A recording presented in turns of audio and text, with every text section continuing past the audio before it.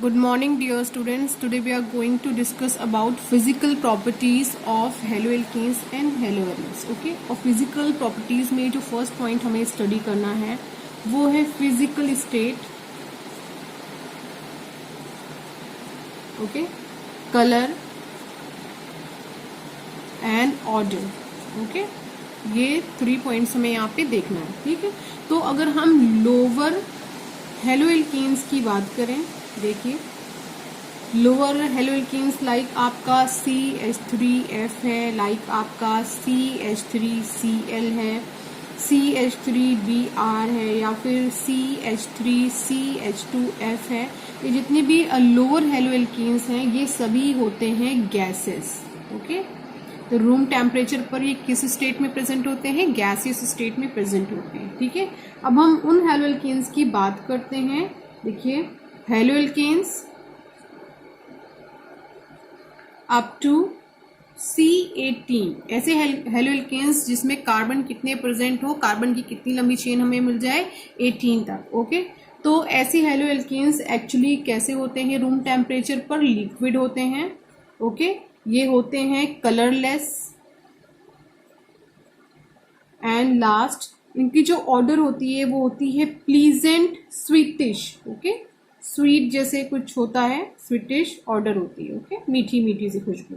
Then higher haloalkanes की बात करें, हायर हेलोएल्केन्स में हम किसको पुट करते हैं? More than C18. ये कार्बन 18 से ऊपर की सीरीज अगर हम देखेंगे तो ये एक्चुअली रूम टेम्परेचर पर कैसे होते हैं? सॉलिड होते हैं और ऑर्डरलेस होते हैं. ठीक है, तो ये कुछ बेसिक सी बातें हैं. जो सबसे ज्यादा मोस्ट इंपॉर्टेंट पॉइंट है वो ये है melting point and boiling point. Okay, तो इसमें सबसे फर्स्ट पॉइंट जो हमें मिलता है वो ये है कि जो मेल्टिंग और बॉइलिंग पॉइंट होता है हेलोएल्केन्स का वो ज्यादा होता है as compare to parent alkanes. Okay, suppose कि हमारे पास ये क्या है? CH4 है. ठीक है, और इसमें से एक हाइड्रोजन रिलीज हुआ है और हमने हैलोजन फैमिली का मेंबर लगा दिया था और हमें यहाँ पे क्या मिल गया? CH3X. तो ये तो हमारा क्या है? हेलोएल्केन है. ओके, और ये जो हमारा CH4 है यानी जो मेथेन है ये एक्चुअली है क्या? पेरेंट एल्केन है ना. ये तो आपको पता होगा कि CH3F किससे बना होगा? तो CH3F मेथेन से बना होगा. जैसे CH3CH2F किससे बना होगा? तो ये किससे बना होगा? एथेन से बना होगा. तो ये जो हेलोएल्केन है इसका जो पेरेंट एल्केन है वो है एथेन और इन तीनों का पेरेंट एल्केन हमारा होता है मेथेन. तो बात ये कही जा रही है जो हमें हेलोएल्केन्स मिलता है उस हेलोएल्केन्स का मेल्टिंग एंड बॉइलिंग पॉइंट ज्यादा होता है उनके पेरेंट एल्केन के मेल्टिंग एंड बॉइलिंग पॉइंट से. ठीक है, ऐसा क्यों? क्योंकि जो मॉलिक्यूलर मास है हेलोएल्केन्स का वो क्या होता है? हाई होता है. ठीक है, तो मॉलिक्यूलर मास क्या होगा? इनका हाई होगा. अब इनका मॉलिक्यूलर मास हाई होगा तो एमपी और बीपी इनका ज्यादा होगा. क्यों? क्योंकि हमें पता ही है कि जो मॉलिक्यूलर मास है वो डायरेक्टली प्रोपोर्शनल है किसके? वॉन डर वाल्स फोर्स के. ठीक है, तो जैसे जैसे वॉन डर वाल्स फोर्स बढ़ेगा तो मॉलिक्यूलर मास बढ़ेगा, मॉलिक्यूलर मास बढ़ेगा तो वॉन डर वाल्स फोर्स बनेगा. दोनों एक दूसरे के डायरेक्टली प्रोपोर्शनल है. और वो कंपाउंड जिसमें वॉन डर वाल्स फोर्सेस ज्यादा होंगे उनका मेल्टिंग एंड बॉइलिंग पॉइंट भी ज्यादा होता है. तो कुछ ऐसा रिलेशनशिप यहाँ पे मिलता है हमें. ठीक है, जो सबसे इंपॉर्टेंट पॉइंट हम अब स्टडी करने जा रहे हैं वो मेल्टिंग और बॉइलिंग पॉइंट में ये फर्स्ट पॉइंट है for same alkyl group. Okay, तो ऐसे कंपाउंड या ऐसे ऑर्गेनिक हेलोएल्केन्स जिनमें एल्किल ग्रुप सेम लगा हुआ हो तो उसमें एक्चुअली हमें क्या ट्रेंड देखने को मिलता है? पहले तो हम एग्जाम्पल लेते हैं. एग्जाम्पल हम ले रहे हैं सेम एल्किल ग्रुप. लाइक हमारे पास क्या है? यहाँ पे CH3F है, दूसरा भी सेम एल्किल ग्रुप लगा देते हैं, CH3Cl है, देन CH3Br है, CH3I है. ये हमने एक एग्जाम्पल ले लिया. देखिए इन सारे एग्जाम्पल में चारों के चारों क्या है? हेलोएल्केन्स है और इन चारों हेलोएल्केन्स में जो एल्किल ग्रुप लगा हुआ है CH3 चारों में सेम है. CH3 and CH3. ओके, तो अगर ऐसा केस बनता है तो हम मेल्टिंग और बॉइलिंग पॉइंट का ट्रेंड एक्चुअली कैसे चलता है वो देखिए. ठीक है। तो जो बॉइलिंग पॉइंट है हेलो एल्केन्स का, वो इंक्रीज कैसे कैसे होगा, देखिए जैसे जैसे इनका साइज इंक्रीज होगा। तो BP increases with increase in size. Okay, तो जैसे जैसे साइज बढ़ता जाएगा वैसे वैसे इनका चारों का बॉइलिंग पॉइंट भी बढ़ता जाएगा। तो अब इसमें हमें सिलेक्ट करना होगा कि किसका साइज सबसे ज्यादा है, किसका साइज सबसे कम है। तो आपको पता ही होगा कि फ्लोरीन का साइज सबसे कम होता है, तो बॉइलिंग पॉइंट यहाँ पे फ्लोरीन का सबसे कम होगा, देन क्लोरीन, उसके बाद Br, देन आई। तो सबसे ज्यादा किसका होगा बॉइलिंग पॉइंट, आई का होगा, क्योंकि साइज सबसे ज्यादा बड़ा किसका होता है, आयोडीन का होता है। अब इसका साइज सबसे बड़ा है और दोनों ही एक दूसरे के बॉइलिंग पॉइंट और साइज एक दूसरे का डायरेक्टली प्रोपोर्शनल है, तो ऑब्वियस सी बात है कि बॉइलिंग पॉइंट इसका सबसे ज्यादा होगा, देन Br का, फिर Cl का, और सबसे कम किसका होगा, F का। ठीक है, हम इसका बॉइलिंग पॉइंट देख लेते हैं केल्विन में।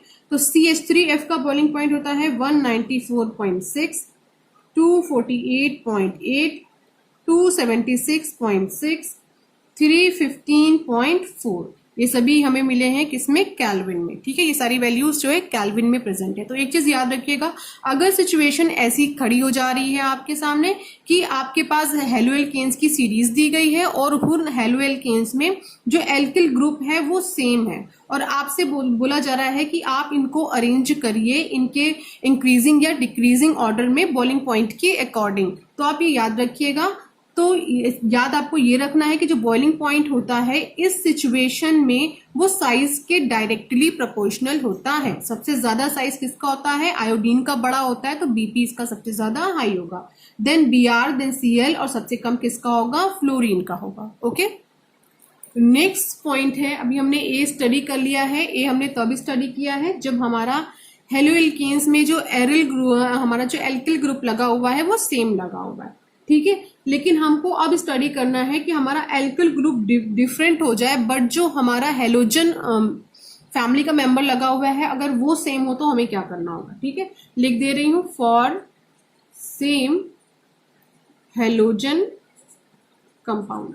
ओके, अगर हमारे पास सिचुएशन कुछ ऐसी बन जाए, जैसे हमारे पास क्या है, CH3Cl, देन CH3 CH2Cl, उसके बाद CH3 CH2 CH2Cl, then CH3 CH2 CH2 CH2Cl। अगर ऐसी सिचुएशन बन जाए कि आपको ऐसे कई सारे कंपाउंड दे दिए जाएं जिन कंपाउंड्स में जो आपका हेलोजन फैमिली का मेंबर है वो सेम लगा हुआ है, बट जो एल्किल ग्रुप लगा हुआ है वो डिफरेंट है।